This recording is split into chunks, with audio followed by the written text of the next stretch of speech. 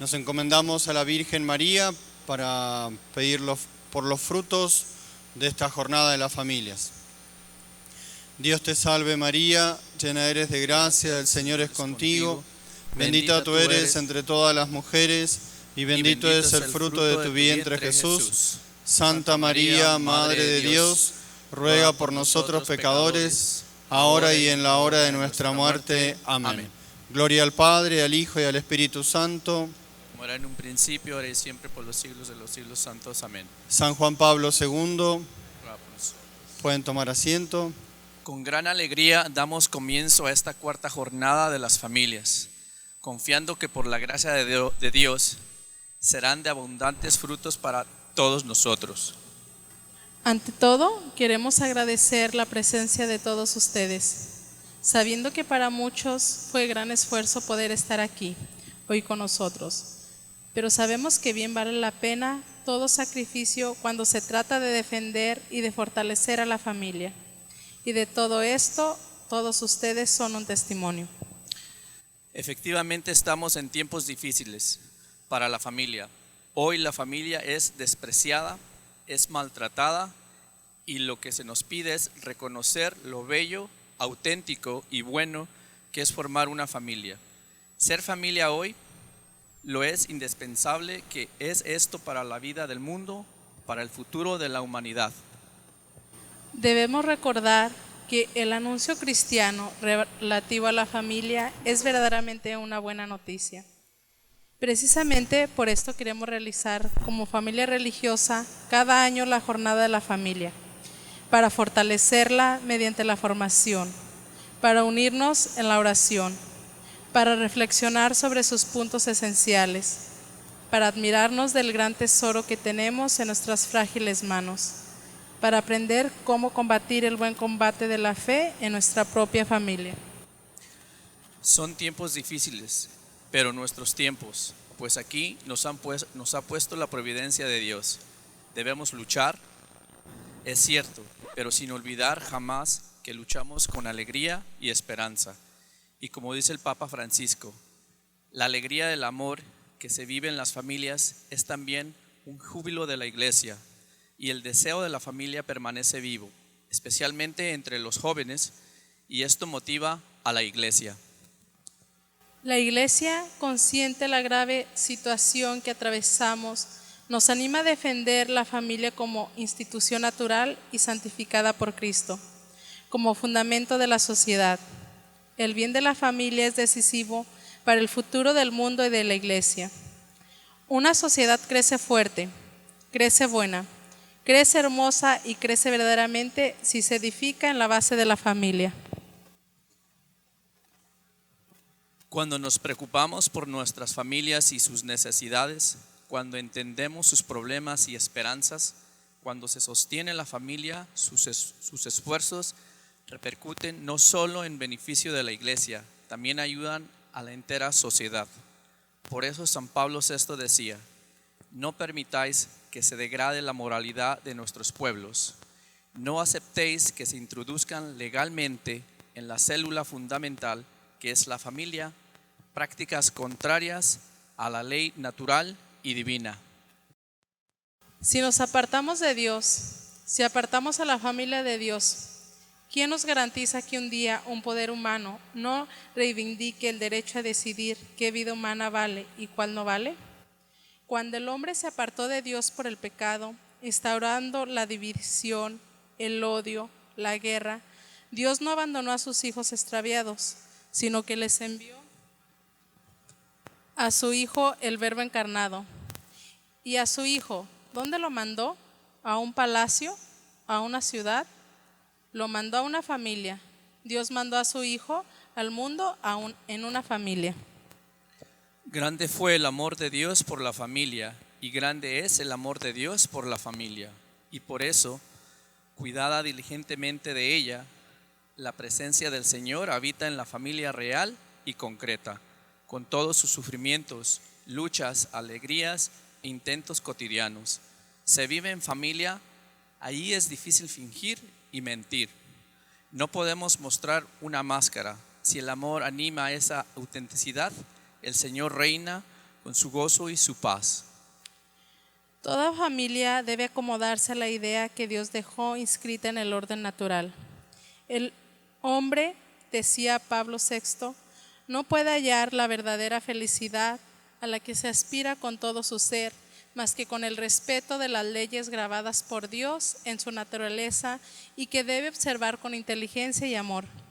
La institución matrimonial no es una injerencia indebida de la sociedad o de la autoridad ni de la imposición intrínseca de una forma, sino exigencia interior del pacto de amor conyugal que se confirma públicamente como único y exclusivo, para que sea vivida así la plena fidelidad al designio de Dios creador. El medio necesario y principal para defender y cuidar la propia familia será la siempre oración, porque sin Dios nada podemos hacer. El Papa Francisco nos lo dice: todas las familias tienen necesidad de Dios, todas, necesidad de su ayuda, de su fuerza, de su bendición, de su misericordia, de su perdón, y se requiere sencillez. Para rezar en familia se requiere sencillez. Cuando la familia reza unida, el vínculo se hace fuerte. Hoy, cuando el mundo está agitado, es cuando más necesario se hace reivindicar los derechos de la familia, los de la verdadera familia, aquella que fue trazada en los planes de Dios. Y por todo esto que el Papa Francisco nos anima a que cuidemos la familia, defendamos la familia, porque ahí se juega nuestro futuro. Y esto es un trabajo de todos. Es una obra en la que cada uno de nosotros debemos colaborar, teniendo la firme convicción que el futuro de la humanidad está íntimamente ligado al bien de la institución familiar.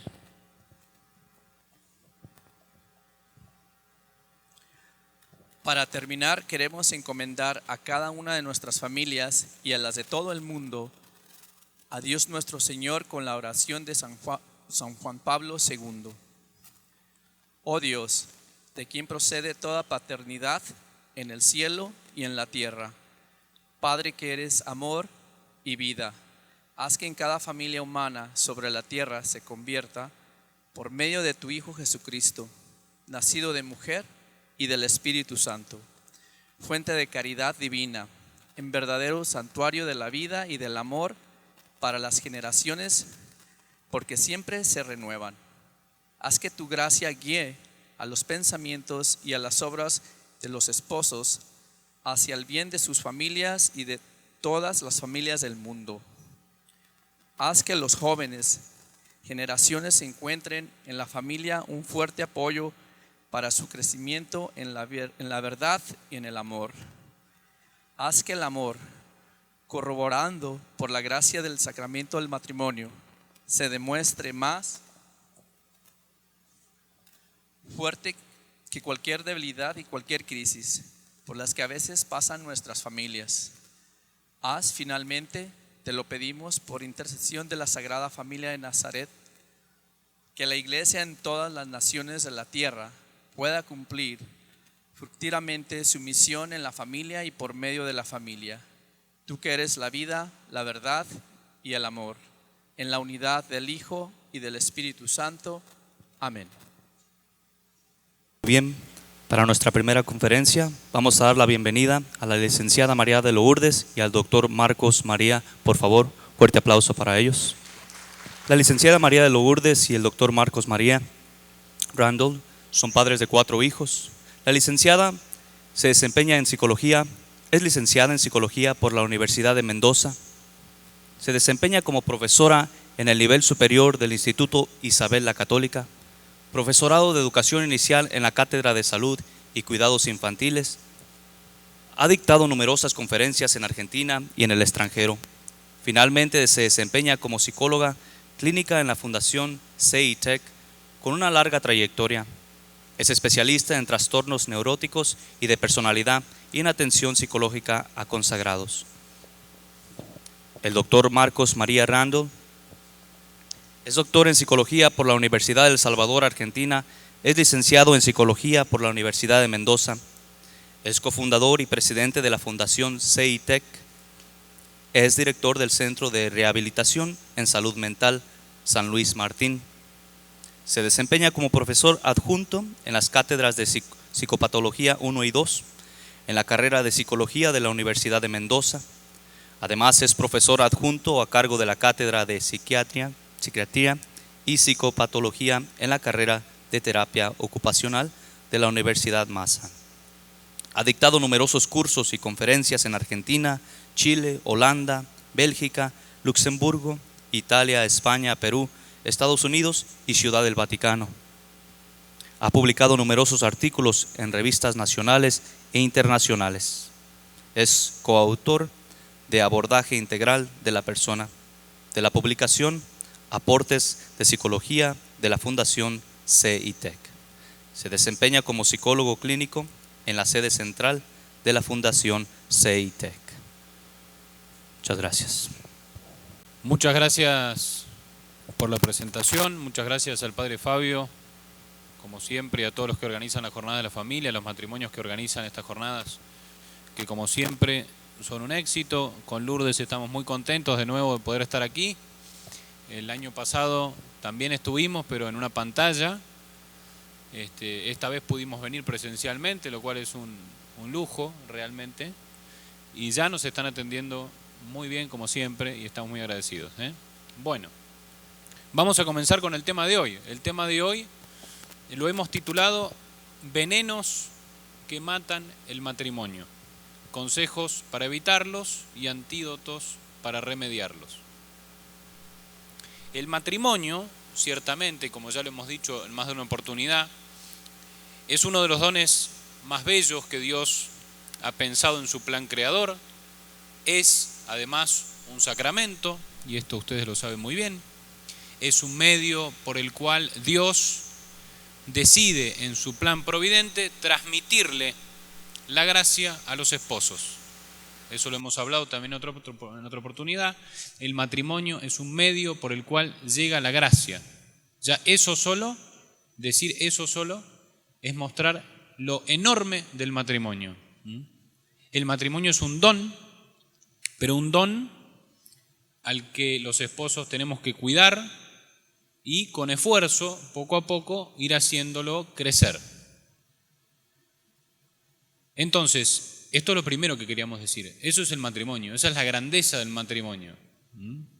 No es nuestra intención en esta conferencia, y por el título, presentar una mirada pesimista o negativa de la realidad matrimonial, sino por el contrario, justamente debido a la enorme admiración que tenemos por esta realidad matrimonial y el profundo respeto que tenemos por tantos matrimonios que con su ejemplo nos nutren constantemente, es que encontramos el incentivo para traer a consideración los peligros actuales a los que nos enfrentamos como matrimonios. Nos enfrentamos, no se enfrentan ustedes, nos enfrentamos todos los matrimonios. Además, nuestra experiencia como psicólogos nos obliga a mostrar estas realidades que vamos a mostrar hoy, que son tan duras como frecuentes.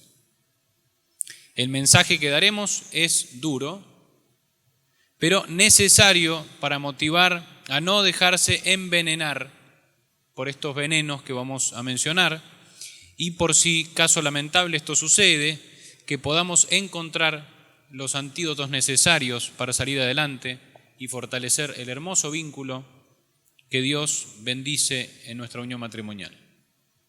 Bien, la estructura de la charla va a ser la siguiente. Vamos a hablar de aquellos que consideramos los venenos, esos males que pueden entrar en nuestro matrimonio y dañarlo. Son muchos los males que pueden entrar en nuestro matrimonio y dañarlo. Hemos elegido los más frecuentes, hemos elegido los que nos parece más importante de considerar. Esto no indica que sean los únicos, simplemente que por una cuestión de síntesis y de elegir aquello que nos parece más importante, hemos elegido estos. Entonces vamos a ir enunciando los distintos venenos que consideramos importantes, explicando en qué consiste cada uno, y sobre el final de la conferencia vamos a proponer algunas soluciones que, claro, son como antídotos frente a estos venenos, para no quedarnos simplemente con lo malo. Bueno, comencemos. Bueno, el primer veneno de estos 3 que hemos seleccionado es el veneno de la violencia en el matrimonio. Y es un tema complejo, difícil, inabarcable. Quizás nos quedemos un poco cortos, pero tal como dijo Paco, es una realidad innegable que nosotros hemos visto en este último tiempo con más frecuencia, con más intensidad, y nos pareció urgente poder tratarlo. ¿Por qué es un tema difícil y complejo? En parte porque es una realidad bastante escondida, por así decirlo. Cuando se destapa la olla es cuando ya han habido varios años, varios síntomas, cuando ya ha terminado bastante mal la situación. Pero es un fenómeno amplio y diverso porque en general se guardan como una especie de secreto en la familia, ¿no? Siempre uno lo puede ir vislumbrando ya en el contexto del secreto profesional o cuando hablan con el sacerdote. Pero por lo general la familia ajena, a los amigos son los últimos en enterarse, ¿sí? Incluso dentro del mismo matrimonio muchas veces hay situaciones de violencia que ni los mismos hijos saben. Yo les voy a leer unas estadísticas, creo que las tenemos ahí, ¿sí? que están contenidas. Hay un librito muy interesante del padre Fuentes que se llama El signo de Caín, padre Miguel Ángel Fuentes, y él contiene algunas de estas estadísticas, ¿no? Que son muy significativas. Más del 50% de las mujeres son golpeadas alguna vez en su vida. Esto es altísimo, ¿no? Más de 1/3 son golpeadas repetidamente cada año. Entre el 25 y el 45% de las mujeres que fueron golpeadas estaban embarazadas. El 26% de las violaciones y asaltos sexuales fueron cometidas por esposos, exesposos, novios o exnovios. De los 2 millones de desamparados en los Estados Unidos, 500.000 son menores de 21 años. Decenas de miles de estos jóvenes se han fugado de sus hogares huyendo del abuso físico o emocional. Esto son estadísticas muy altas, ¿no? Y como yo les decía, cosas que se pueden hacer estadísticas. Esto es un fenómeno que por lo general permanece en el secreto. Es decir, nos está indicando que probablemente haya mucho más que todo esto, ¿no? Pero bueno, vamos ahora a empezar a definir lo que es la violencia, ¿sí? Los tipos de violencia, si puede ser buena o mala, y luego vamos a tratar de dar los antídotos. La violencia, el término violencia, es un término que en el mundo de la física, un movimiento o una fuerza violenta es algo que va en contra de su tendencia natural. Eso es algo violento. Si yo arrojo una piedra hacia arriba, estoy ejerciendo una violencia sobre la piedra porque la piedra tiende naturalmente por la ley de gravedad a ir hacia abajo. Eso es un ejercicio violento. El término violencia en sí mismo es un término que en sí mismo no es malo o bueno. El término violencia depende cómo se aplique y dónde se aplique. Puede ser bueno, puede ser malo o puede ser indiferente. Puede ser que no tenga ninguna connotación moral. Porque de hecho, esto lo aclaro ¿por qué? Porque no es que hay que entender definitivamente todo acto violento como malo. Esto es una aclaración importante. De hecho, al principio podemos pensarlo así, violento es malo, no necesariamente. Por ejemplo, si un policía encierra a un ladrón, lo hace en contra de la fuerza de la voluntad del ladrón. El ladrón no dice, sí, vamos a la cárcel. No, a veces tiene que ejercer fuerza sobre él. Lo que sucede muchas veces, por ejemplo, en el caso nuestro como psicólogos que trabajamos con pacientes en estados agudos de un cuadro psicótico, supongamos, donde está el paciente fuera de sí y hay que actuar de forma violenta. Violenta significa en contra de su voluntad, porque él se quiere matar, supongamos, o él quiere matar a alguien y hay que sujetarlo. Y uno ejerce una cierta violencia sobre esa persona, pero por supuesto esa violencia no es mala. O aquel padre que de pronto el hijo se quiso meter debajo del tren y el padre lo sujeta con violencia, no está ejerciendo un movimiento malo, está haciendo un movimiento incluso bueno porque está salvando la vida. Entonces lo primero es eso, aclarar que el término violencia no necesariamente es un gesto malo.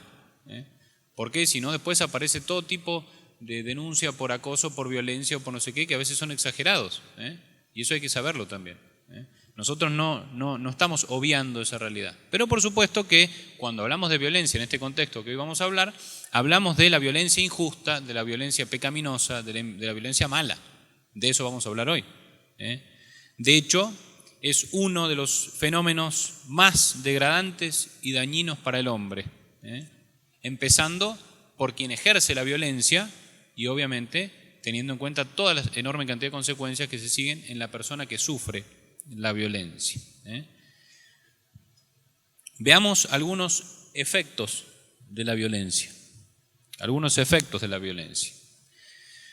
Ante todo, la violencia genera más violencia. Más violencia. Y esto se vuelve una espiral incontrolable. La única forma de frenar la violencia es con no violencia. Cuando sucede, supongamos, que viene una persona conduciendo su carro y de pronto el otro lo insulta porque hizo una mala maniobra, y si éste responde de forma agresiva, aumenta la agresión en el otro y esa respuesta agresiva aumenta todavía más. ¿Se dan cuenta? Como sucede en casa también muchas veces. Si uno gritó, el otro le grita más fuerte y el otro vuelve a gritar. ¿Se dan cuenta? Necesariamente el primer efecto es justamente esto, se empieza a tornar una espiral incontrolable. Es como nosotros donde vivimos en Mendoza, es una zona así más o menos desértica como acá, y hay un tipo de pasto, de césped, que se llama, le dicen ahí en Mendoza, chipica, ¿no? Y en el invierno, en la época del invierno, en la época del otoño, cuando empiezan los primeros fríos y las primeras heladas, en el invierno hace mucho frío porque estamos muy cerca de la cordillera, eso se seca todo y el pasto se vuelve amarillo completamente, todo el tiempo amarillo, hasta recién la primavera que vuelve a ponerse verde, ¿no? Pero ese pasto amarillo, que es la chipica seca, cuando supongamos uno está fumando y tira su cigarrillo sobre la chipica, eso cae ahí y en poco menos de 3 segundos se incendió un campo completo, porque eso empieza a enardecer inmediatamente, se prende y rápidamente se expande. Lo mismo sucede con la violencia, lo mismo. ¿Qué es lo mismo? Que si yo tiro el cigarrillo y se encendió y me di cuenta que se está prendiendo fuego, quizá que con mi propio pie puedo pisar un poquito y apagar el fuego. Es simple apagarlo al principio, pero si lo dejo correr un poquito más, ya el pie no me alcanza. Tengo que llamar a los bomberos. ¿Se dan cuenta? Lo mismo sucede con la violencia, porque tiene esa característica de incendio, de acelerar el proceso, de contagiar el proceso. Entonces genera más violencia, genera humillación, daños físicos, psicológicos. Esto, por supuesto, sobre todo en la víctima, en la persona que sufre la violencia. Muchas veces incluso termina con la muerte. Si esto a veces no es directamente buscado, pero muchas veces termina con la muerte la violencia. Puede disparar problemas psiquiátricos, genera conductas adictivas, también genera rencor, odio, deseos de venganza, rebaja o destruye la autoestima, amarga la convivencia. La convivencia se vuelve una amargura si existe la violencia. Aumentan las destrucciones familiares, las separaciones, los divorcios, la huida de los hijos del hogar. Abandonan el hogar los hijos muchas veces por las situaciones de violencia. La violencia genera muchas veces también codependencia en las personas cercanas a la persona violenta. De esto también vamos a hablar en un momento. Y muchas veces es causa de ulteriores autoagresiones de la víctima, incluso tentativas de suicidio. Hoy mismo, hoy, a la mañana temprano de aquí, porque en Argentina tenemos 4 horas menos, me llamaron por el WhatsApp de una persona que había tenido un intento de suicidio, una mujer, un intento de suicidio por situaciones de violencia en su casa. Estaba recién internada en la clínica para ver qué hacían. Hoy. Eso sucede muy frecuentemente. Bien. Cuando hablamos de violencia intrafamiliar, nosotros estamos específicamente hablando de la violencia en el matrimonio, pero tal como dijo él, como es un fenómeno expansivo, ¿sí? A la larga siempre termina siendo una violencia intrafamiliar hacia los hijos, ¿sí? También se da entre novios, entre mujer y esposo, ¿sí? De la mujer hacia el esposo, de la mujer hacia los hijos, ¿sí? Vale la pena aclarar, porque cuando uno dice violencia en el matrimonio, está bien, las estadísticas son más altas del varón contra la mujer, pero no es exclusivo de eso, no es exclusivo del varón con la mujer en el matrimonio, sino, y hoy con más frecuencia, suele ser un fenómeno que se expande a otros familiares, ¿no? Y tiene diversos modos. Uno cuando habla de violencia en el matrimonio, inmediatamente piensa que uno le está pegando al otro, ¿no? Pero en realidad la violencia es más que eso, hay diferentes tipos de violencia. La primera, por supuesto, es el maltrato físico, que apuntan a causar dolor o sufrimiento corporal en la persona agredida. Descargo mi ira frente a la otra persona a quien busco hacerle daño para calmar ese impulso irascible. Pero luego también tenemos lo que es la violencia psíquica o psicológica, ¿no? Que yo utilizo ciertos medios para amenazar, intimidar o hacer sentir mal sistemáticamente a la otra persona. Es como un cachetón al alma, le decimos nosotros, ¿no? La persona no necesariamente sufre golpes físicos, sino psíquicos en forma de miedo, ansiedad, sobresalto, desconfianza, pusilanimidad, terror, angustia. Hace unos años yo estuve ayudando a una mujer que su esposo jamás la tocó, ¿sí? De modo violento, jamás, pero todos los días antes de dormir ponía bajo su almohada una pistola, ¿no? Y le decía, o te portas bien o mañana eso estará en tu frente, ¿no? Todos los días, jamás la tocó, jamás le hizo nada. Imagínense el terror con el que vivía esa mujer. A veces se da en forma de denigrar, tú no sirves para nada, no sé por qué te has casado conmigo, no me mereces, ¿no? Qué mal que educan a nuestros hijos, a nuestras hijas, qué malo que eres trabajando, qué fracasado que eres. Son todas formas de violencia, ¿sí? Que a veces lastiman más que lo físico. Generalmente producen lo que yo les decía, ansiedad, terror, miedo, pero también tristeza, depresión, ¿sí? El círculo vicioso de por mismo terror no me puedo ir, pero deseo profundamente irme, pero no me puedo ir por ese mismo terror. Ese es el fenómeno de la codependencia. Y entonces uno genera sentimientos de culpa si yo me voy, ¿sí? Porque en realidad estoy dejando a quien me necesita y me quiere y es mi esposo, pero a su vez cuando estoy me golpea. Entonces genera una sensación de desesperanza y eso genera la depresión. La forma más frecuente es la amenaza de muerte o la instauración de la culpa. Si me dejas me mato, ¿sí? Si me dejas te mato, mato a nuestros hijos. También se dan formas en las de me llevo a tus hijos, ¿sí? Y no regreso más. A veces se dan en parejas que desgraciadamente con todo este proceso de violencia se han separado y la intimidación se vuelve, bueno, me tocan los hijos, me los llevo, los desaparezco varias horas, ¿sí? Cosa que tú no sepas dónde están y a las horas los vuelvo a traer y no doy explicaciones. Ese juego psicológico es una forma grave de violencia. No dar mantenimiento para el mantenimiento de la casa, querer controlar todo, ¿sí? La celotipia, querer saber dónde está todo el tiempo el esposo y desconfiar de un modo patológico o ante cualquier situación, una mirada, algo que se le salga fuera del control, por ejemplo, de la esposa, ya genera sospechas, genera celos, genera agresión. La violencia verbal, los insultos, la denigración, el aislamiento, muchas veces se da en forma de violencia. No hablo más contigo, ¿no? Y no me comunico, ¿sí? La esposa que le niega para siempre la palabra a su esposo. No permitirle hablar a la víctima, ¿no? Violencia muchas veces en la mirada dura de si dices algo te mato, mejor no hables, o en los gestos. Y un último modo de maltrato es el espiritual, ¿no?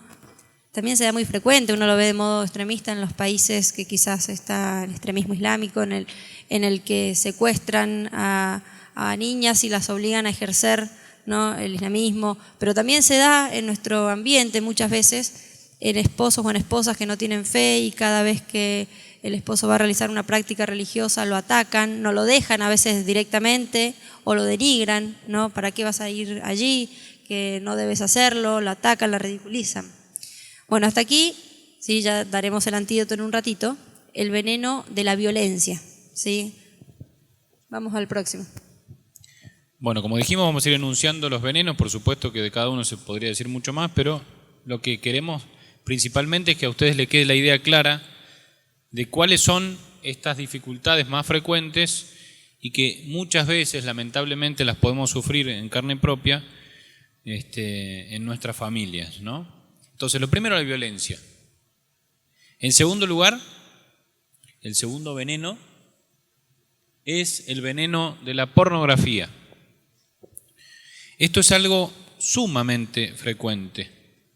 La pornografía, como la mayoría de ustedes saben, pero bueno, conviene aclarar, si tuviésemos que dar una definición del concepto de pornografía, diríamos que etimológicamente, o sea, según la palabra lo indica, porné en griego significa prostituta y grafein es grabar, escribir, ilustrar, ¿no?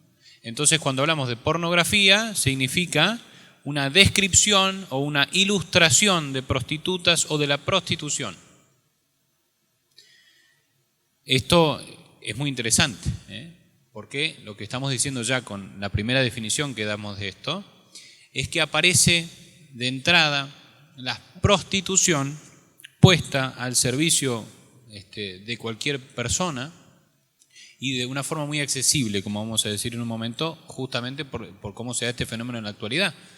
Ayer le decía a los jóvenes en la charla que tuvimos, hay una estadística que afirma que 7 de cada 10 adolescentes consumen pornografía o han consumido pornografía varias veces la última semana. O sea que semanalmente el 70% de los jóvenes consumen pornografía. Otra estadística dice, son estadísticas oficialísimas, que el mayor consumo de pornografía, y esta que voy a decir ahora es una estadística hecha acá en Estados Unidos, el mayor consumo de pornografía se da entre las 9 de la mañana y las 5 de la tarde. Es decir, se da en horario laboral. ¿Se dan cuenta? Bien, el consumo es enorme, porque también hay detrás de todo esto una industria gigantesca que gana mucho dinero, muchos millones de dólares, y entonces esto conviene mantenerlo, conviene hacer dinero a costa de hacer mucho daño. Y la pornografía también se define, otra forma de definirla, es así: la violación, merced al uso de las técnicas audiovisuales, del derecho a la privacidad del cuerpo humano en la naturaleza masculina y femenina, una violación que reduce la persona humana y el cuerpo humano a un objeto anónimo destinado a una mala utilización con la intención de obtener gratificación concupisciente. Concupisciente quiere decir del deseo. Una gratificación del propio deseo, eso es. Bueno, es una violación respecto de esas personas que están ahí. Una violación.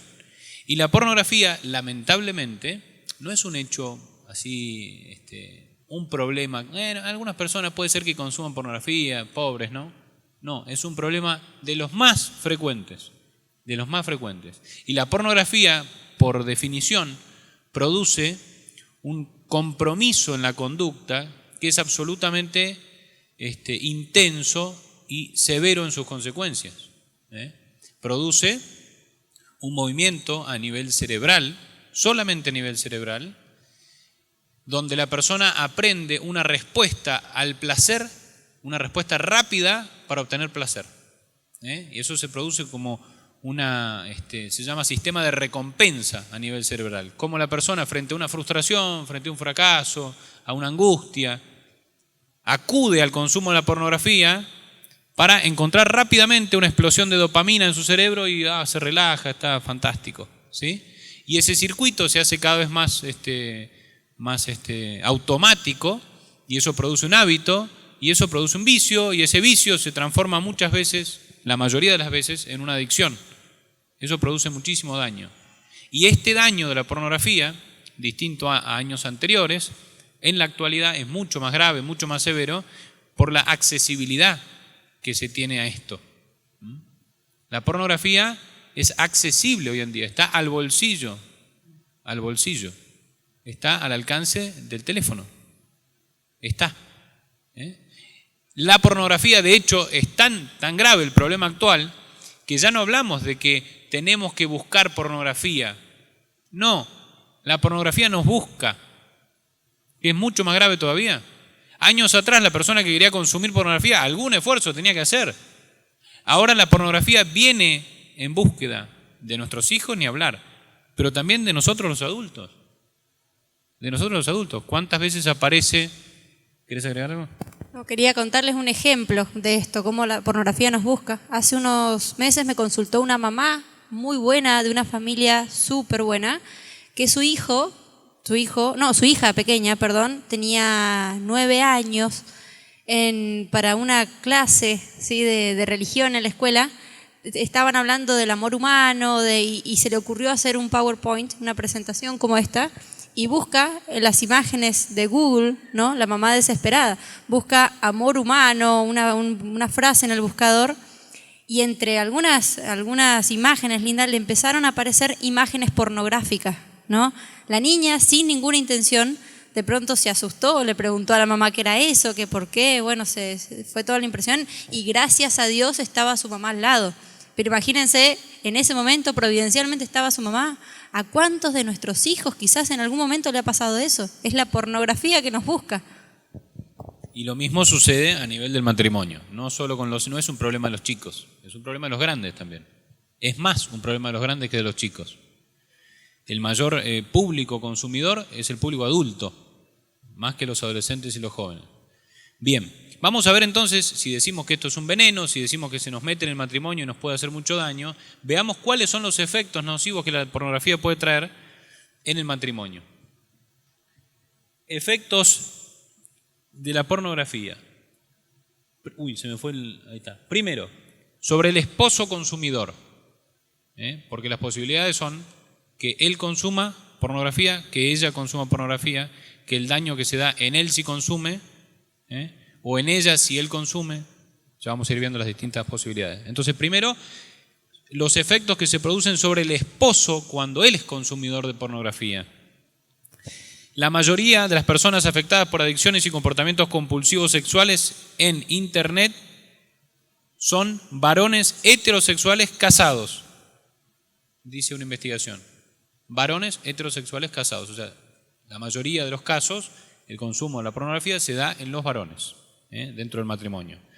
Causa esto, la pornografía en el varón, un aislamiento de su esposa, un menor interés en las relaciones sexuales normales. Esto es un tema muy importante porque la pornografía muestra una imagen de la sexualidad distorsionada, porque presenta una sexualidad depravada. De hecho, los contenidos de la pornografía son contenidos que corresponden a la lista de trastornos sexuales que se enumeran en los manuales diagnósticos y estadísticos, como las parafilias, las violaciones, el bestialismo, etcétera, etcétera.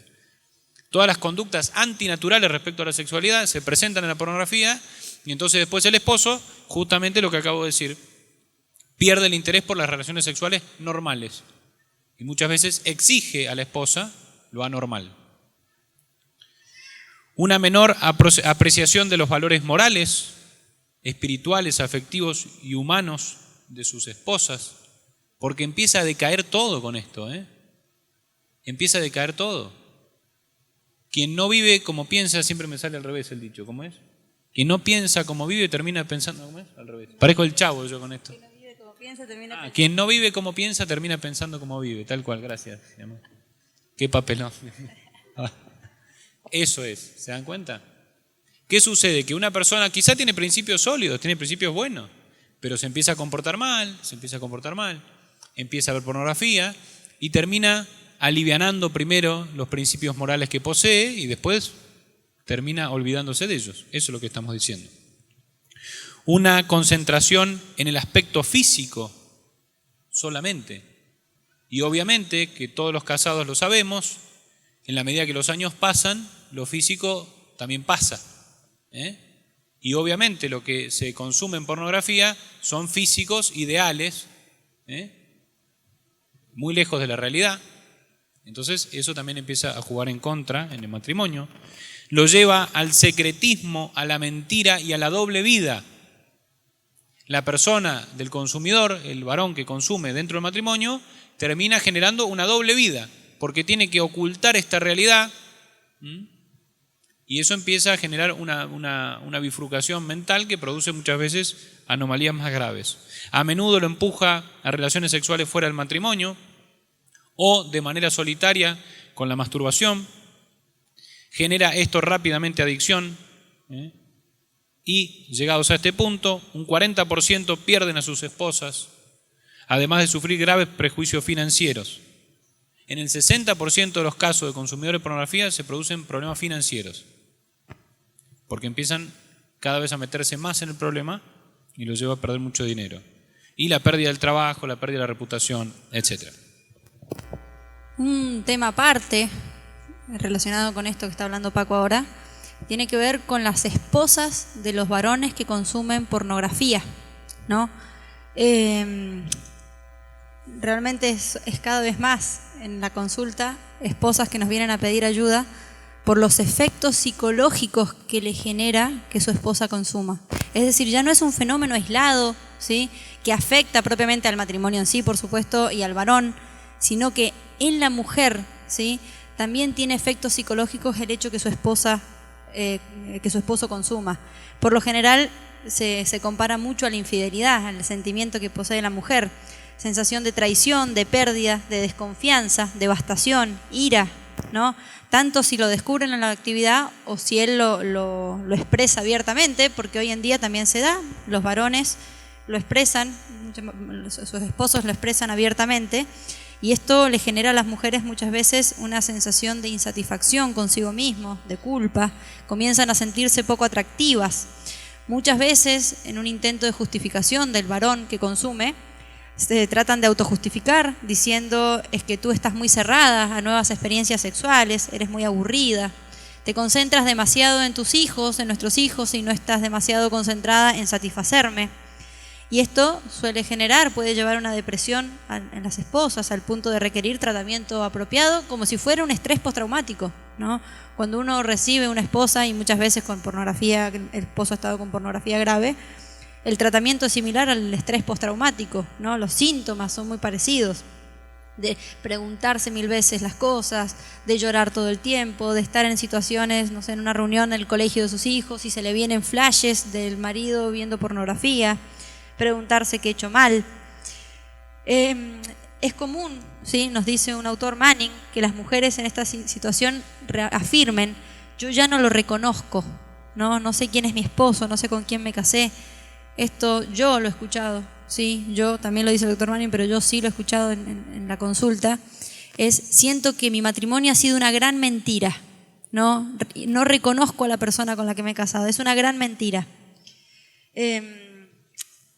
Y otro tema, puntualmente, que se da con menos frecuencia, pero se da cada vez más, es el consumo de la pornografía en las mujeres. Es verdad, la mayoría son varones heterosexuales casados, pero hoy más hay toda una corriente, ¿sí?, que viene junto con el feminismo, de la promoción de la pornografía para la mujer. No sé si habían oído ese fenómeno, ¿no? Pero hay toda una industria, ¿sí?, que está fomentando en las mujeres la pornografía.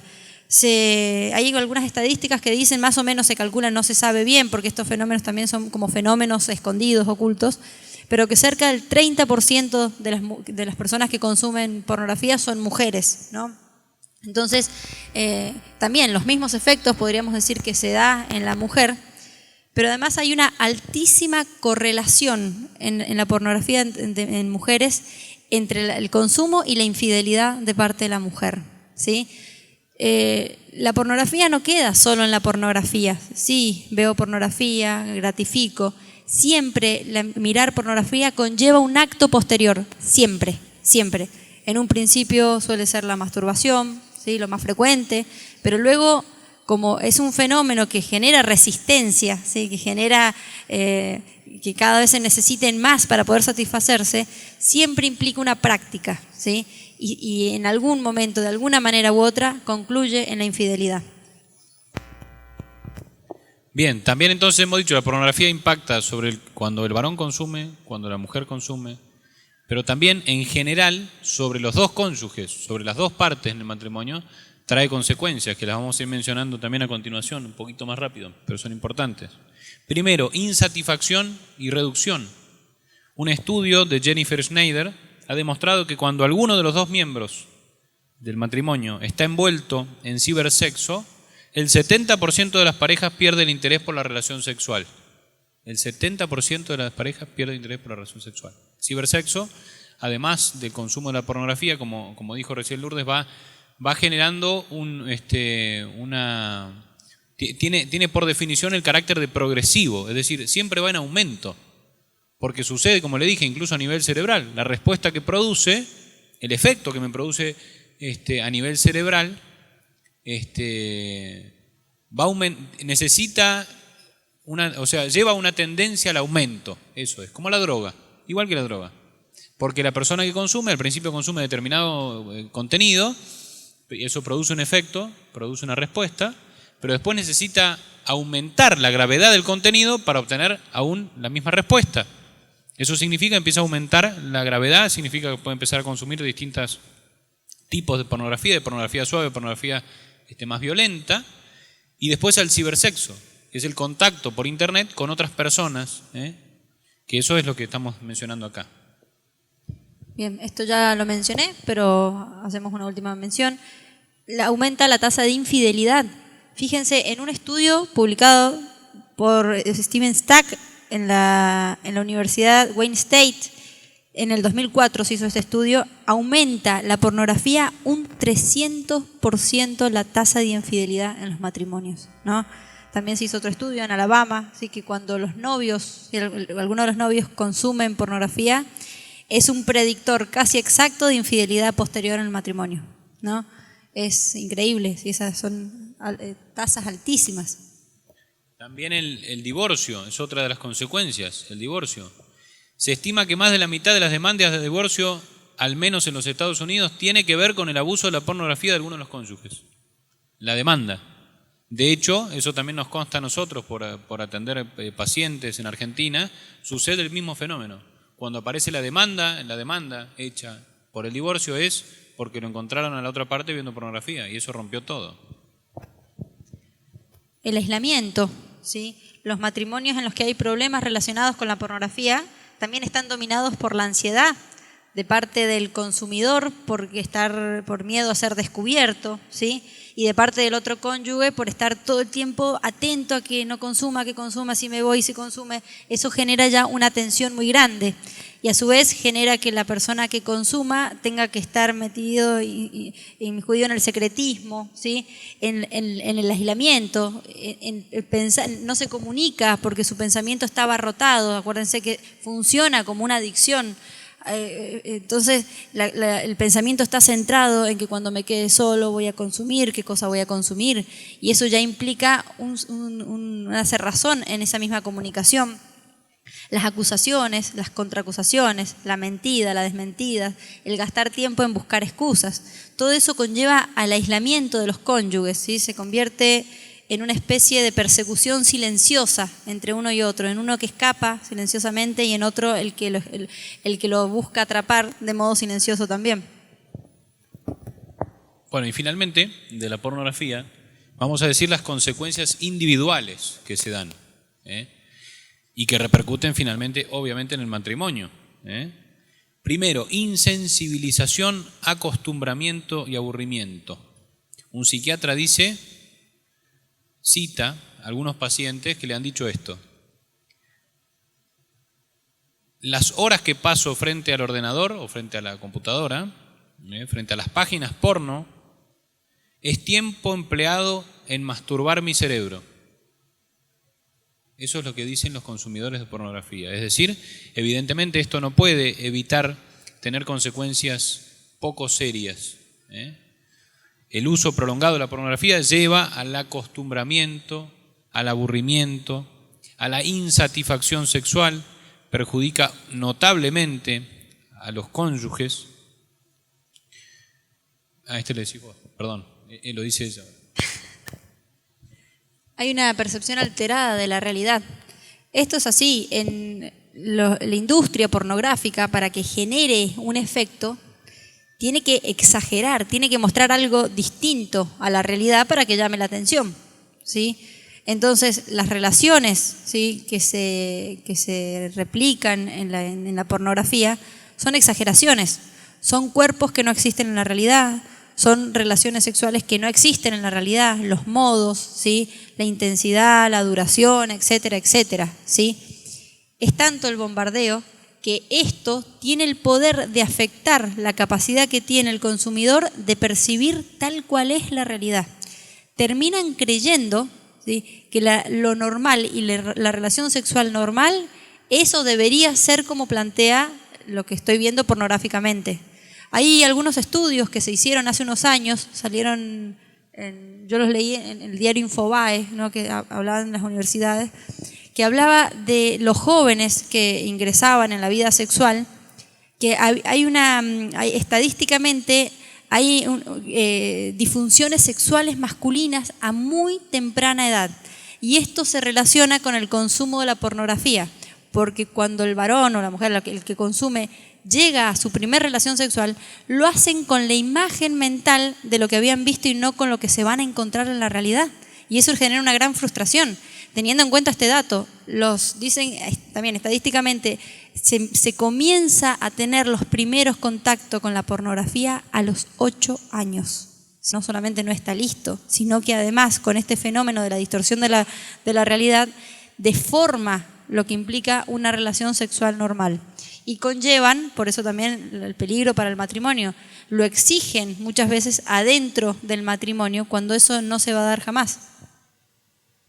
También la objetivación y degradación de la mujer, como dijimos ya, el varón es el que más frecuentemente consume pornografía, entonces los contenidos que se producen, que las industrias porno producen más de 13.000 contenidos al año, más de 13.000 contenidos al año, más de 13.000 películas al año, mucho más que Hollywood.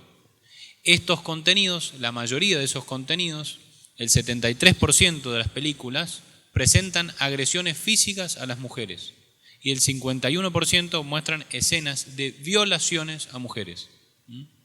Es decir, que la realidad sexual que se muestra en la pornografía es degradante de la mujer, que la toman como objeto y que la degradan. Esa forma de objetivar la relación sexual repercute de una forma muy significativa y es lo que más repercute, de hecho, en el matrimonio. En el matrimonio. Fíjense cómo está todo relacionado, ¿no? Estos 3 venenos que vamos a ver están muy relacionados entre sí, están atados con el mismo hilo, podríamos decir, porque la pornografía genera esto de replicar la violencia. Otro punto es el de las enfermedades de transmisión sexual, como yo les decía recién. Necesariamente la pornografía siempre va a llevar un acto, siempre, siempre, siempre. Cuando son más graves, llevar a los actos de infidelidad, y esos actos de infidelidad son cada vez más promiscuos, por lo tanto se relaciona con enfermedades de transmisión sexual más frecuentes, ¿sí?, que las padece el varón y a su vez se las contagia a su esposa. Y esto puede ser gravemente traumático, no solamente a nivel físico, sino a nivel psicológico y moral para un matrimonio. Y finalmente, los últimos 2 efectos que vemos es la adicción sexual, que algo hemos dicho, cómo se produce una adicción, es una dependencia, es decir, que ya actúa la persona como un reflejo frente al consumo de la pornografía, ya no lo puede evitar. Quien ha desarrollado un hábito o un vicio puede medianamente hacer el esfuerzo y tratar de evitar eso y de no volver a caer en el consumo, pero el que es dependiente de esa conducta, el que es adicto, no puede evitar el caer en el consumo. Tiene una dependencia, hay un compromiso significativo de su conducta. Eso es un adicto a la pornografía. Un estudio llevado a cabo en Suecia en el año 2006 sobre consumidores regulares de la pornografía online mostró que alrededor del 6% eran consumidores compulsivos, o sea, adictivos o dependientes. Y finalmente, la pornografía produce un mecanismo de invasión pornográfica. ¿Qué significa? Que la persona que es consumidora de pornografía empieza poco a poco a distorsionar todas sus funciones psíquicas. Y esto es muy interesante, muy interesante. Hay varios estudios al respecto. Cómo la imagen pornográfica interfiere en las funciones cognitivas. No solo a nivel comportamental, no solo que maltrate a la mujer, no solo que tenga conductas compulsivas de masturbación, no solo que tenga conductas de prostitución, no solo que tenga... Todo eso está bien, o sea, está bien, quiero decir, ya lo hemos nombrado. Pero además de eso, lo que es muy grave también es que interfiere en las funciones cognitivas, incluyendo el pensamiento racional. La persona empieza a alterarse en su memoria, en su capacidad de prestar atención, en su capacidad de relacionarse con los demás, en su capacidad de pensar. Todo eso se empieza a arruinar gracias a la pornografía. ¿Se dan cuenta? Y uno de los fenómenos que replican en este último punto que digo de los mecanismos de invasión pornográfica es lo que se denomina la mirada pornográfica. El consumidor de pornografía no puede mirar de una forma sana a una mujer. La mira pornográficamente. Y esto es gravísimo. Porque eso se empieza a trasladar poco a poco en distintos niveles. Primero a la mujer en general, después a la mujer independientemente de la edad. Y entonces, por ejemplo, distorsionan la mirada respecto de una niña, por ejemplo. Y eso es muy grave. Todo esto son las consecuencias de este veneno de la pornografía. Pero sigamos adelante. El último de los venenos. El último, ¿no? El último. Vamos a hablar ahora sobre el veneno de la infidelidad. Bien, las propiedades del amor natural, ¿sí?, del amor humano, son la unidad, la exclusividad y la eternidad.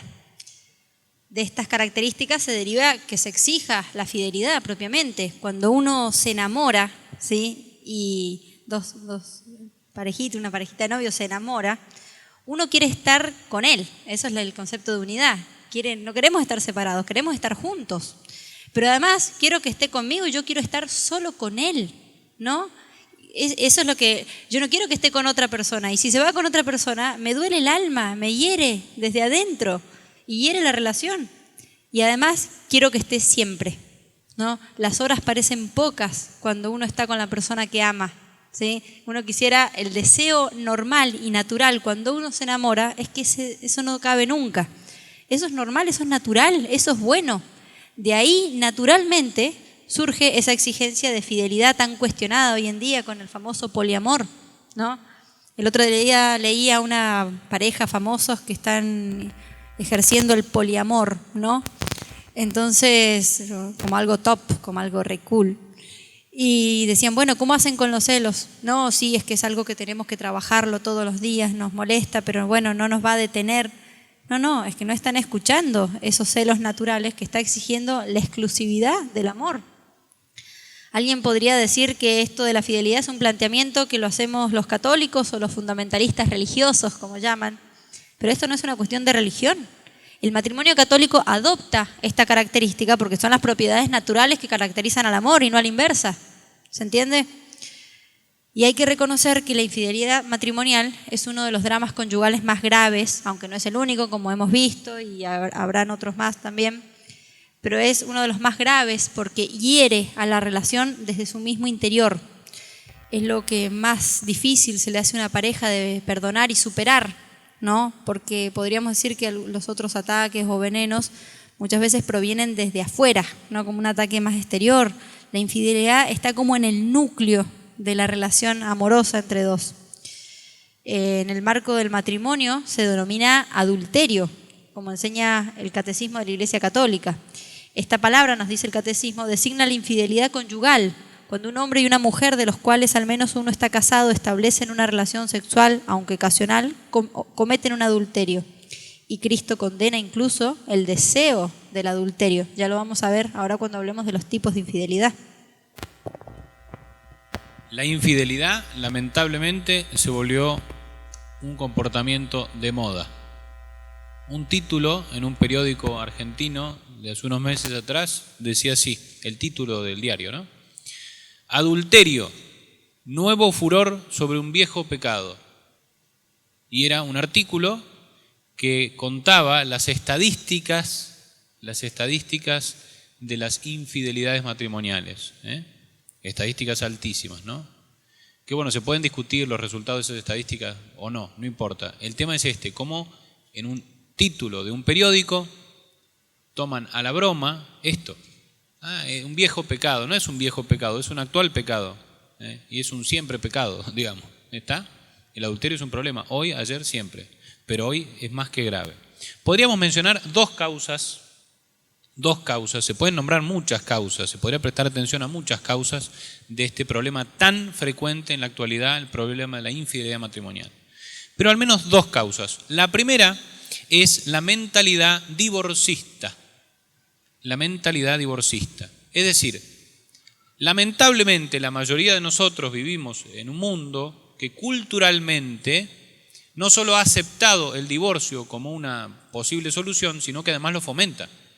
Entonces el divorcio pasa a ser como una posible solución, siempre está ahí a la vista. De hecho, muchos de los conflictos matrimoniales que se nos presentan cuando vienen a consultar a la consulta, vienen porque se han planteado justamente esto, el divorcio. Frente a la primera dificultad, listo, total es desechable, esto es descartable. Esa es la visión del matrimonio. No se piensa nunca en que esto hay que salvarlo, que esto nos comprometimos porque libremente nos comprometimos los dos frente a Dios, ir juntos hasta el final, hasta la muerte, lo salvamos. Eso no existe. La primera solución siempre es el divorcio. La primera solución es el descarte. Y la segunda causa, que es bastante más profunda, es que muchas veces, incluso muchos católicos, no han comprendido las enseñanzas de la Humane Vitae. Humane Vitae es una encíclica que escribió el Papa Pablo VI, que define muy bien esto. Él dice, lo voy a leer un poquito y después lo voy a explicar. En esta encíclica de la Humane Vitae, el Papa Pablo VI defiende la indisolubilidad de los dos significados o dimensiones del acto conyugal. Este, por su íntima naturaleza, es al mismo tiempo unitivo y procreador. Mantener la unidad de ambos aspectos es condición esencial para respetar la totalidad de la entrega matrimonial. Parece una cosa media difícil, pero lo explico, es muy simple lo que dice el Papa Pablo VI. Fíjense, dice que el acto matrimonial, para que ande bien, para que funcione, para que sea exitoso, eso es lo que está diciendo el Papa, tiene que ser unitivo y procreador. Esa es la totalidad del acto matrimonial. Unitivo porque une a los esposos, procreador porque está abierto a la vida. Con toda la mentalidad de la anticoncepción, que ataca uno de estas dos dimensiones, ¿cuál? La procreativa, porque tenemos el derecho de frenar la natalidad por métodos anticonceptivos. El mismo Papa Pablo VI había incluso profetizado en esos años que la infidelidad conyugal y la generalidad de la degradación moral iba a ser consecuencia de esto. Porque si yo no cumplo una de las partes del carácter procreativo, también se va a romper el unitivo, porque tienen que estar las dos, son como las dos piernas. Si yo quiero correr, necesito las dos piernas. Si por una lamentable situación pierdo una pierna, no puedo seguir corriendo. Podría hacer un montón de otras actividades, pero no puedo correr, porque necesito las dos piernas. O sea, si yo quiero definir el correr es mover velozmente las dos piernas. No sé si esa es la definición, pero supongamos. Necesito las dos piernas. Si corto una, no puedo correr. El matrimonio funciona si se dan las dos dimensiones, unitiva y procreativa. Si yo ataco la procreativa con la mentalidad anticonceptiva, por supuesto que se va a arruinar la otra. Por eso esta es una de las causas profundas asociadas al tema de la infidelidad. Bien, ¿sigo yo? Bueno, me va soplando acá mi esposa. Ya estamos cerrando, no se cansen que ya en un ratito cerramos. Ya vienen los antídotos, no es tan pesimista todo esto. Bueno, veamos entonces respecto a la fidelidad. La fidelidad, a veces uno cuando entiende la fidelidad inmediatamente piensa, bueno, el infiel es aquel que se acostó con otra mujer o listo. Esa es una de las formas de infidelidad, pero no es la forma, la única forma de la infidelidad. La infidelidad es, en sentido estricto, un engaño de parte de uno de los cónyuges con respecto al otro. Y esto puede ser de por lo menos 3 formas, como aparece ahí. En primer lugar, la fidelidad con el esposo, la fidelidad con la esposa tiene que ser una fidelidad cordial. Cordial significa del corazón, que quiere decir reservar el corazón para el otro cónyuge y renovar constantemente la entrega que se le ha hecho aquella primera vez frente al altar cuando se declaró el amor. Dice Gustave Thibon, la verdadera fidelidad consiste en hacer renacer a cada instante lo que nació una vez. Estas pobres semillas de eternidad depositadas por Dios en el tiempo, que la estremece... No, se me perdió la página acá. Que el padre Fabio me imprimió mal esto. Ah, está, que la infidelidad rechaza y falsa fidelidad momifica. Es la fidelidad cordial aquella fidelidad que se da en el afecto. El corazón del esposo para la esposa y el corazón de la esposa para el esposo. No se puede involucrar efectivamente uno con la vecina. No. Porque eso ya es un acto de infidelidad. No es la infidelidad solamente ir a acostarse con la vecina. No. Es involucrarse afectivamente con la vecina. Para decirlo claramente. ¿Se entiende? Vamos bien. Como dimensión positiva de esta fidelidad, significa reiterar constantemente la entrega del corazón. Los esposos están obligados, en virtud del amor, a ser afectivos, a demostrarse cariño, porque la flor que no se riega se marchita. Y en una dimensión negativa, evitar todo trato imprudente con personas de otro sexo. Entendiendo esto justamente como un trato imprudente donde se puede dar manifestación de afecto, manifestación de amistad con otra persona del sexo opuesto que no es la esposa o que no es el esposo. La persona con la que no se convive, el vecino, la vecina, el compañero de trabajo, la compañera de trabajo, no es una relación de amistad, es una relación de trabajo, es una relación de barrio, pero no hay una relación afectiva. Otro tipo de fidelidad, por lo tanto también la posibilidad de infidelidad, es la mental. Ya hablamos del corazón, ahora vamos a hablar de la mente, ¿sí? Como dijimos, no es solamente infidelidad el contacto carnal con una persona ajena al matrimonio, sino también pensar en ella, desearla. La fidelidad exige castidad en nuestro pensamiento, en nuestra memoria, en nuestros deseos, que muchas veces se suele dar, por ejemplo, en esposas, en esposos que nos dicen, bueno, yo a veces tengo recuerdos de una expareja y me vienen a la mente y cuando tengo dificultades recuerdo qué bien que estábamos, estas dificultades, yo no las tenía en una pareja anterior y me consuelo pensando qué lindo sería poder estar ahora con esta persona. Eso también es infidelidad mental, ¿sí? Ya es infiel.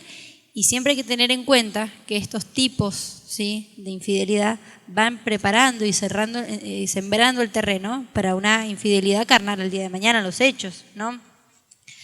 También podemos decir en este orden que, claro, también guardará infidelidad quien lee o mira, ¿sí?, películas pornográficas o muchas veces cotillerías que le dicen, o revistas del corazón mirando parejas y deseando ser otras. Hace un tiempo me estaba ayudando también una mujer que padecía violencia en su matrimonio. Fíjense cómo está unido todo, ¿no? Y un amigo de ellas venía a socorrerlos un poco, ayudándole con tareas de la casa para que el esposo no se enoje tanto. Y ella me decía, y yo, sí, qué mal, quise casarme con mi esposo porque a mí me gustaría que sea como X persona que viene, me ayuda. Y todo el día se ensoñaba, pero no, yo no voy a ser infiel. No, si yo no lo quiero, simplemente es un deseo o algo que imagino en momentos cuando la cosa se pone difícil, ¿no? Es que eso también es un modo, ¿no?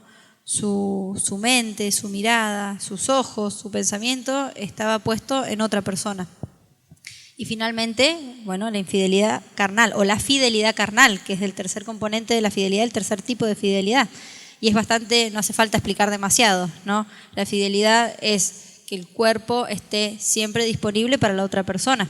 La infidelidad carnal es siempre una profanación del cónyuge inocente, siempre. Yo profano el cuerpo de la persona con la quien me casé, porque el matrimonio ha hecho de los esposos una sola carne, ¿sí? Y al entregarse uno de ellos a una persona ajena al matrimonio, ensucia y rebaja al otro, ¿sí? A la víctima de la infidelidad. Bien. Y para cerrar esto de la infidelidad, la fidelidad hay que pedirla, ¿sí? Es una gracia. Los esposos tienen que rezar siempre para ser fieles. Bien, ¿qué hacer? Acá vamos a hacer un subtítulo, un pequeño antídoto dentro de los antídotos. Después vamos a poner los antídotos generales, pero vamos a hacer un pequeño detenimiento acá por ser un tema particular, que también nos quedamos cortos, ¿sí?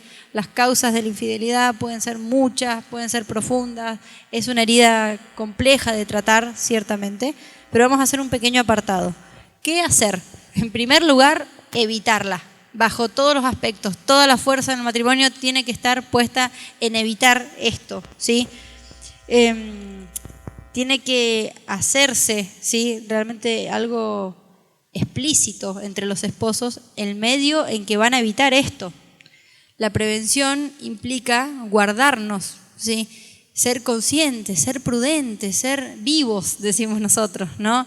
Tienen que ser inteligentes. Si una mujer ha estado todo el día en la oficina y sale después de un día agotador, difícil, cansador, frustrante, sale y se va a tomar un café con su compañero, con su jefe después del trabajo y claro, y le cuenta los problemas que ha tenido en el trabajo y está un rato tomando el café, eso, y ya empezó un primer pasito para que ya me agrade más, porque es alguien que me escucha, un amigo en el que ya me predispongo a contarle mis problemas y probablemente eso se repita y ya le contaré alguna frustración que tengo en el matrimonio, algún defecto, algún problema con algún hijo, y eso ya me predispone a que me caiga muy bien ese amigo, ¿no? Y de pronto lo empiezo a ver fuerte, lo empiezo a ver protector, consejero, ¿sí? Un refugio seguro, y ya se sembró todo el terreno para el enamoramiento. La prudencia, el guardar las conversaciones, el modo, no significa que yo no tengo que ser cordial con un varón, con otras personas, de tener un diálogo correcto, no. Habla del diálogo, de cosas que solo corresponden al diálogo matrimonial, a la amistad matrimonial. Los conflictos del trabajo los hablo con mi mejor amigo, que es mi esposo, ¿sí? No con el de mi compañero de trabajo que me va a consolar por esa tendencia a la complementariedad natural que hay entre el varón y la mujer. Obviamente, si yo hablo con una persona y me siento mal y es varón y mi tendencia natural me va a complementar, entonces yo tengo que aprender a prevenirlo. Y si la prevención, desgraciadamente, no ha funcionado, y otro punto, es la otra parte es hablar y explicitar desde el momento en que son novios o más adelante. El tema de la fidelidad es algo que los matrimonios tienen que hablarlo explícitamente, acordar entre los dos, para que otro pueda decir el día de mañana, no, yo no sabía que las reglas del juego eran así. Eso es un tema que se habla, se dialoga, se estudia, ¿sí? Se habla, por ejemplo, de esto, fidelidad. No es, me pasó una vez, ¿no? Una mujer que había sido infiel con su esposo a través de las redes sociales, a través de Facebook, se contactó con un compañero de la escuela y de pronto, empezaron a tener conversaciones. Ella sí negaba, pero su comportamiento era de una mujer enamorada, ¿no? Su pensamiento giraba. Su esposo la encuentra, la confronta. Y ella le responde, no, pero yo no sabía que esto era infidelidad. Esto no es infidelidad, si yo no he estado... No, son cosas que se tienen que aclarar, ¿sí? Hacer explícitas, incluso cuando ninguno de los dos esté cometiendo un acto de infidelidad, y trabajarse positivamente la belleza de la fidelidad. Bien, y si no podemos evitarlo, y por una desgracia en el matrimonio ha caído alguno de los cónyuges en la infidelidad, la situación sí es compleja, como les decía, es una de las cosas más difíciles de perdonar, de ayudar, incluso nosotros como terapeutas, de trabajar en un matrimonio. La solución, ¿sí? Es realmente el verdadero perdón. Es durísimo decirlo, es más duro vivirlo que decirlo, y el olvido, ¿no? En cierto punto se requiere mucha madurez de parte de los dos cónyuges, mucha madurez para que ese tercero que estuvo, que no esté siempre como un fantasma, porque va a atender a eso. Ese tercero va a interponerse entre los dos como un fantasma. Muchas veces suelen algunos de los cónyuges, el cónyuge ofendido, el cónyuge víctima, pregunta cómo será, qué características tendrá, cómo lo tratará, cómo habrá sido en la cama, cómo lo habrá atendido, cómo le habrá dado regalos, habrá sido cariñoso, cariñosa. Estas preguntas suelen ahondar un poco más la herida, ¿no? Es tanto imprudente como preguntarlas o preguntárselas como responderlas. Muchas veces con mucha madurez hay que hacer el ofrecimiento del perdón sin negar, obvio, sin negar el mal de la ofensa. No es el, bueno, lo oculto, hago que no pasó nada, seguimos adelante. Eso no es perdonar, eso es ocultar, eso es negar. Cuando hay una infidelidad se trabaja, se confronta, ¿sí? Se duelen, ¿sí? La infidelidad tiene que ser un proceso de transformación profundo en la relación. Y el perdón es un regalo, ¿sí? Y es un regalo heroico. Es un regalo que le doy a quien no lo merece y que por derecho me tendría que estar devolviendo lo que me hizo. Y yo, sin embargo, renuncio a eso, se lo regalo, lo reconozco como persona y le doy la oportunidad de volver a repararse. Y el perdón suele ir acompañado del olvido. No vale el, bueno, yo perdono pero no olvido, ¿sí? O bueno, yo perdono pero te voy a poner ciertas condiciones, ¿no? Cuando a veces se da que se ponen ciertas condiciones, es en ayuda real por el bien del cónyuge al que quiero salvar. Salvando el matrimonio también salvo al cónyuge, ¿sí? Salvo a mi esposo, salvo a mi esposa. Entonces, ese acto de perdón es una donación que eleva a los dos, pero se pone sin condiciones, ¿no? Bueno, ahora vamos a ir a los antídotos, ¿sí? Valía esta aclaración especial para la infidelidad, pero vamos a los antídotos que serán comunes a los 3 venenos. Bien, entonces llegamos a la parte de los antídotos, ya estamos cerrando. Ante estos venenos que hemos expuesto, queda ahora por presentar, de un modo breve, los remedios. Y esto es muy importante lo que vamos a decir, porque la persona humana, como se abre la trascendencia, posee un dinamismo psicoafectivo espiritual que le permite transformar su corazón, liberarse y lograr la estabilidad. Es decir, como psicólogos, nosotros estamos muy convencidos de la capacidad del cambio en las personas humanas. De hecho, en eso consiste nuestro oficio, en lograr que la persona cambie. Por este motivo, y para que esta charla no se reduzca solo a una exposición de problemas graves que pueden suceder en el matrimonio, estamos diciendo ahora que se puede cambiar. Es decir, muchos de los matrimonios pueden haber caído en la infidelidad, en muchos matrimonios se puede haber metido la pornografía, en muchos matrimonios puede existir la violencia, pero no se cierren al cambio. La posibilidad del cambio existe. Se puede mejorar y se puede lograr ser un matrimonio sano, saludable, equilibrado, normal. Se puede.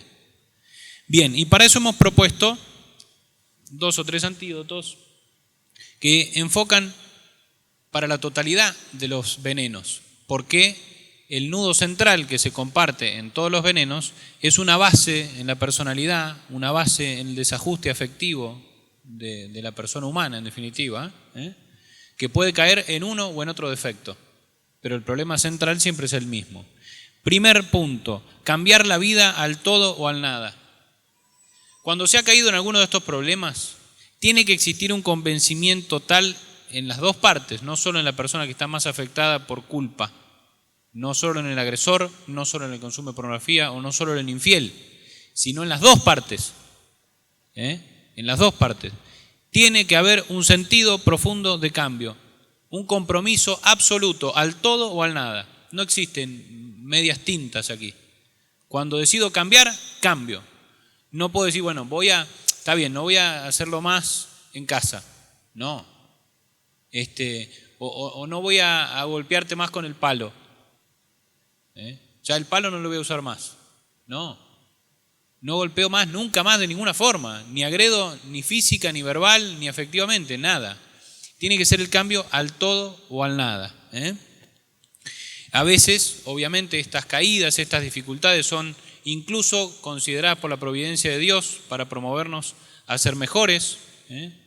Pero el cambio tiene que ser rotundo, por lo menos cambiar las 3 dimensiones fundamentales. La dimensión ideativa, todas las ideas subterráneas que pueden existir en la persona que le pasa alguna de estas cosas.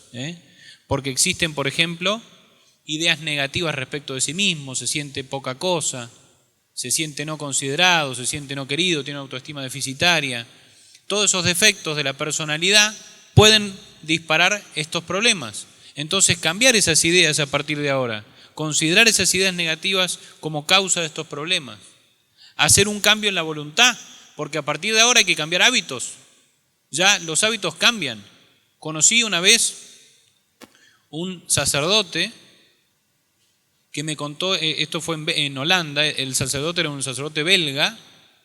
Ustedes imagínense, en Holanda y en Bélgica no hay ninguna dificultad a nivel económico. El sacerdote tenía un buen carro, era un sacerdote diocesano muy bueno, había posibilidades económicas normales, y este sacerdote tenía un teléfono celular que era del año 80, no sé, un teléfono que no tenía WhatsApp, no tenía nada, no podías hacer nada con el teléfono, solamente llamar y cuando con suerte lo podías encontrar, ¿no? Entonces él me contó esto, me dijo, yo tengo este teléfono porque sé el peligro que significa un teléfono para un sacerdote y porque dice, yo trabajo mucho con matrimonios y ayudo mucho matrimonios y siempre les doy este consejo, les digo, no tengan un teléfono, si pueden tener un teléfono para comunicarse que no tenga esto, ténganlo.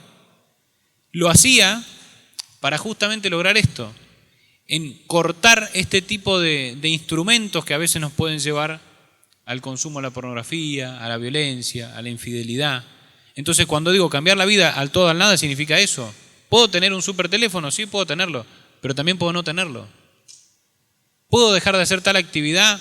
Y no, pero a mí me gusta ir a pasear a tal lugar. Bueno, pero si eso sé que me va a perjudicar y que no lo hago más. Es renunciar absolutamente para cambiar. Bien. La dimensión afectiva. Me faltó la dimensión afectiva. La dimensión afectiva significa que debemos cambiar poco a poco en la gestión de nuestras emociones. Habitualmente, cuando la persona consume pornografía, es violenta o es infiel, está sujeta a vivir los estados emocionales positivos. Es decir, la persona quiere sentirse bien y quiere vivir para sentirse bien. Hago lo que me siento. ¿Vieron eso? Hago lo que siento. Siempre se escucha decir eso. Hago lo que siento. Lo siento agradable, lo hago. Lo siento desagradable, no lo hago. No puedo vivir sujeto a mis emociones. Debo ser independiente de las emociones. Hay cosas que a veces se hacen a pesar de que no me gusten. Tener una tensión con el esposo, tener una tensión con la esposa, a veces puede exigir una dificultad, puede exigir aquello que no me gusta hacer, pero lo hago. ¿Entienden? Entonces, reeducarse a pleno también es educarse en esta dimensión afectiva, gestionando las propias emociones. Bien. Otro punto es el desenfocarse. La raíz de estos venenos que hemos visto tienen un punto en común todos, que es el egocentrismo de la personalidad. Es una persona que no ha sabido salir de sí misma, ya por diferentes motivos afectivos, un poco lo que decía él, no solamente trabajar la pornografía en sí, bueno, no lo hago más, sino ir a las raíces profundas. ¿Qué me ha llevado en mi personalidad? ¿Qué historia mía en mi mente, en mi voluntad, en mis afectos me ha llevado a consumir pornografía, a ser violento con mi esposo, con mi esposa, ¿no? A ser infiel? Implica rever todas estas cosas, ¿no? Pero gracias a esos problemas, muchas veces del orden afectivo, psicológico, la persona no ha podido salir de sí misma. Entonces, el otro antídoto es aprender a desenfocarse. Deben poner todas sus energías en el bien que pueden hacer en casa y no tanto en colmar sus propias necesidades. Lo que tienen en común estos venenos es que la persona está siempre pendiente de estar bien físicamente, de estar colmada en sus sentimientos, en sus sensaciones, en sus deseos, sus impulsos. Córranse de ahí. Descéntrense en sus propias necesidades. Esto contrasta este egocentrismo. La empatía, sí, siempre en la empatía. ¿Qué puede estar sintiendo mi esposa o mi esposa si yo hiciese esto? ¿O qué puede estar necesitando ahora? Bueno, voy y lo hago. Siento que tiene frío, que está cansada. Bueno, me ocupo hoy yo de los niños. Siento que mi esposo ha tenido un día duro. Bueno, dejo lo que estoy haciendo y que se relaje un ratito, le preparo un café. ¿sí? La empatía, ¿sí? El ponerse en los zapatos del otro, disminuir mi yo, ¿sí? No estar siempre pendiente de lo que a mí me afecta, lo que a mí me hace mal, ese yo gigante frente al tú enano, ¿sí? Consideren al otro más importante que uno, sin desmedro de la autoestima. No significa que yo no me quiero, que no valgo, sino que yo por compromiso en el matrimonio pongo en más valor al otro por sobre mí mismo. Es el morir a mí mismo por el otro, es darse, ¿sí? Es abrir ese corazón egoísta y lograr en ello la propia conquista, ¿sí? Es el primer factor. Y el último, ¿sí? Es la confianza en Dios. Eso es fundamental. Y es un gran principio terapéutico y es maravilloso. Con esto se trabaja en los 12 pasos, el primer paso de los alcohólicos anónimos. Es poner nuestra fuerza, que hasta el momento estaba centrada en lo que yo podía hacer. No, si yo puedo controlar esto, no, si es un ratito de pornografía, es darse cuenta que nuestra fuerza tiene que estar puesta en Dios, que nosotros somos realmente impotentes frente a lo que nos está pasando. Es decir, frente a un Dios que lo mira, que nos quiere, que quiere el bien de nuestro matrimonio, decir, yo no puedo más con esto, solo no puedo salir. Si yo no tengo la confianza en la mano providente de Dios, no voy a poder. Es un santo abandono, es volverse niños con respecto a Dios. Y eso va desplegando una serie de conductas, de cambios en la mente, cambios en el corazón, que se desprenden de ahí. Si yo me reconozco impotente, ¿sí? Frente a esto que me está pasando, reconozco realmente que yo no era tan fuerte como yo me creía y tenía que ejercer la violencia para poder mostrar que soy fuerte, sino que está bien ser débil, porque hay un Dios que me quiere, que me cuida, un Dios que me ayuda a perdonar a mi padre, a mi madre, que me llevó en esta frustración. Bien, estos los antídotos, habrán muchos más también, nosotros lo hemos reducido, algunos en común. Vamos a hacer una breve conclusión. Bien, para terminar entonces, como reflexión final, queremos cerrar haciendo un hincapié que nos parece bastante importante, que es en relación al amor de amistad que tiene que existir en el matrimonio. Cualquiera de estos venenos tienen como causa el egocentrismo, tienen como causa la visión de uno mismo. Fíjense, cuando sucede el consumo de la pornografía, la persona se quiere satisfacer a sí misma. Cuando se da la violencia, se siente atacada a sí misma, por eso agrede. Cuando se da la infidelidad, está buscando una satisfacción para sí misma. Y está olvidando necesariamente al otro. El matrimonio se sostiene en el tiempo, además de por la gracia de Dios, a nivel humano, desarrollando la amistad matrimonial. ¿Qué es desarrollar la amistad matrimonial? Es, como Santo Tomás lo decía claramente cuando presentaba los elementos esenciales que deben darse en una verdadera amistad, es, en primer lugar, fomentar el amor de benevolencia. La palabra benevolencia puede resultarnos una palabra difícil, pero significa esto, buscar el bien del otro. En eso consiste la verdadera amistad, buscar el bien del otro. Cuando uno es capaz de empezar a ejercitar el buscar el bien del otro en el matrimonio, empieza a ejercitar la capacidad humana de la donación, es decir, de darse al otro. Y eso es lo que sana, eso es lo que hace crecer al matrimonio como espuma, es la única forma. Cuando uno, antes de pensar en uno, piensa en el otro. Llegamos los dos súper cansados de trabajo y los dos queremos descansar. Pero uno tiene que tomar la iniciativa y tiene que ser una competencia de eso, a ver quién busca primero el bien del otro. En eso consiste el verdadero amor de amistad, en eso consiste el matrimonio y en eso consiste el amor del matrimonio. Si eso está, si eso se fomenta, si solo eso únicamente se trabaja, todo lo demás funciona. A veces uno se puede perder en un montón de criterios, de consejos que me han dado para mi matrimonio, cosas, pero nunca se olviden de este. Si yo soy capaz de salir de mí mismo, soy capaz de fomentar la amistad en el matrimonio, ese matrimonio crece. No hay forma de que no lo haga. Nada más. Si alguien tiene preguntas, que tenemos, en realidad estamos a tiempo. Sí, una pregunta. Me llamó la atención una frase que decía que no hay que ventilar los problemas de nuestro cónyuge a los demás. Entonces, cuando alguno de los dos está pasando por algún problema, siempre el cónyuge va a platicarlo con sus amigos o con las amigas y Entonces ustedes recomiendan que no se platique, que mejor lo consulte con un terapeuta, con un psicólogo o con el director espiritual. Eso es lo que podría expandirse un poquito sobre eso. Claro que sí, eso es algo bueno, la búsqueda del consejo del sabio, ¿sí? De la persona buena que nos puede ayudar en algún conflicto particular, el sacerdote, el terapeuta quizás en algún caso más grave, ¿no? Es algo bueno. El problema es cuando uno busca una compensación afectiva independientemente del bien de mi cónyuge. Ahí está el problema, cuando yo quiero descargar mi conflicto, mis tensiones con alguien que no lo tendría que estar haciendo. ¿Se entiende? En desmedro del otro, buscando incluso sin proteger el prestigio de la otra persona. Ahí es donde uno entra en peligro. En general, cuando se trabaja la fidelidad en el matrimonio,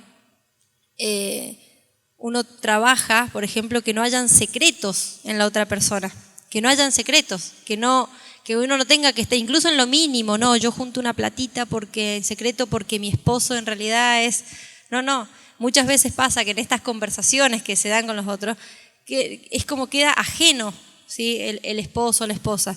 Cuando uno busca una ayuda particular en otra persona, en general, a menos que sea algo gravísimo, ¿sí? Gravísimo que amerite el consejo del bueno independientemente del conocimiento de mi esposo, si se entera, no sé, realmente puede quebrar el matrimonio, puede agredir, pero en general cuando uno busca la ayuda de alguien bueno, con la autoridad, con el conocimiento, que busque el bien de nuestro matrimonio, yo lo puedo compartir con él incluso, ¿sí? Bueno, voy a ir a hablar con el sacerdote acerca de este problema que nos está haciendo mal, ¿no? Que se busca el bien del otro, y esa es la clave, ¿no? Si yo lo hago buscando este amor benevolente, este amor de amistad, necesariamente no va a afectar la fidelidad, no va a afectar la relación entre los dos. Pero si lo hago simplemente porque no puedo hablar con mi esposo, porque no encuentro el apoyo afectivo y lo voy a hacer con el compañero de trabajo, y ahí estoy poniendo en peligro la relación porque es mi propio amor, es mi propia necesidad que yo necesito descargar. ¿Se entiende? If they can't share with their spouse what they're feeling, and they go towards someone else, ¿qué deberían de hacer ahí? Si no pueden preguntarle al esposo, decirle a la esposa las cosas que están sintiendo, deberían de ir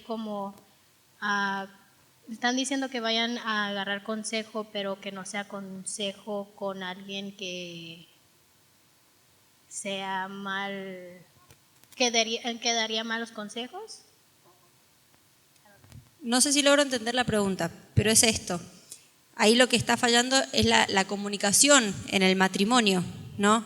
Y que, claro, hay particularidades en el caso. Si yo cada vez que voy a hablar con mi esposo, no sé, me cierra la puerta, quizás eso, siempre buscando en el bien del matrimonio, es sano quizás buscar una ayuda externa, como puede ser en el caso cuando son medios quizás más ordinarios, la ayuda de un sacerdote o a través de la gracia o a un terapeuta. El problema es esto, volvemos a repetir, cuando yo necesito descargar una tensión particular, por ejemplo, en respecto al matrimonio, en otra persona ajena, o quizás la búsqueda del amigo. Bueno, muchas veces, mira, tengo un consejo que pedirte, mi matrimonio, estoy atravesando esta situación, me hace sentir de tal manera, ¿qué me recomendás? ¿Sí? ¿Qué me recomiendas tú en esta misma situación? Eso es bueno. El problema es cuando yo necesito, por así decirlo, demandar o que alguien me dé afecto distinto a mi esposo, que alguien me dé consuelo, ¿sí? A nivel afectivo, que ponga en peligro, por eso mismo que yo les decía de la complementación natural que yo voy a tener con el otro sexo, que pone en peligro, ¿sí? Que ya abra la puerta para que yo me enamore, piense que esta persona es mejor que mi esposo, que mi esposa. Sí, yo agregaría solamente dos cositas. Una en relación a la intimidad matrimonial. Hoy estamos muy acostumbrados por nuestra cultura y nuestra sociedad a exponer constantemente las intimidades, y hemos confundido el concepto de sinceridad, como creyendo que la sinceridad es poner a exposición pública todo lo que me sucede. Y entonces por las redes sociales constantemente la persona comenta, comparte sus estados afectivos, emocionales, sus historias, todo eso, ¿no? Entonces eso es lo primero que habría que aclarar aquí también. Si hay un problema dentro del matrimonio, eso es parte de la intimidad matrimonial, no hay que dejarla a la libre exposición. Y después me parece que lo que aclara muy bien Lourdes es el tema del motivo. La distinción es el motivo. ¿Con quién tengo que hablar? Depende del motivo. ¿Qué me motiva a ir a hablar con alguien? ¿Me motiva realmente buscar ayuda para mi matrimonio o me motiva a buscar a alguien que me consuele, que me escuche, ¿entienden? Si busco eso, voy a buscar a la vecina. Si busco estos segundos, si busco a alguien que me ayude realmente, y voy a recurrir a un sacerdote, voy a recurrir a un profesional, etc. Agradecemos a Marcos y a Lourdes. Un fuerte aplauso.